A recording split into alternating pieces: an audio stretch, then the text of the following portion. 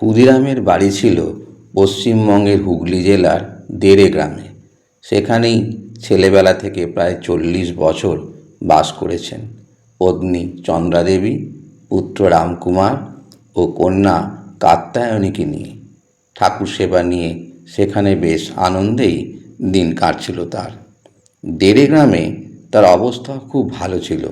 250 বিঘে জমি, পুকুর, বাড়ি সব ছিল। তাদের প্রতিষ্ঠা করা শিব মন্দির ও পুকুর এখনও আছে। পুকুরটির নাম চাটুজ্জে পুকুর। ওখানকার জমিদারের নাম ছিল রামানন্দ রায়। পাশের গ্রাম সাতবেড়েতে তিনি থাকতেন। তিনি একবার ক্ষুদিরামকে একটা মিথ্যে সাক্ষী দিতে বললেন।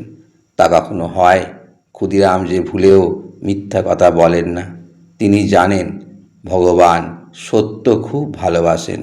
যার সত্যে আঁট আছে সে তো ভগবানের কোলে বসে আছে।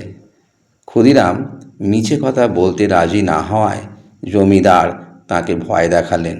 বললেন, তাহলে আমি তোমার সব কেড়ে নিয়ে গ্রাম থেকে তাড়িয়ে দেব। ক্ষুদিরাম তাতেও ভয় পেলেন না।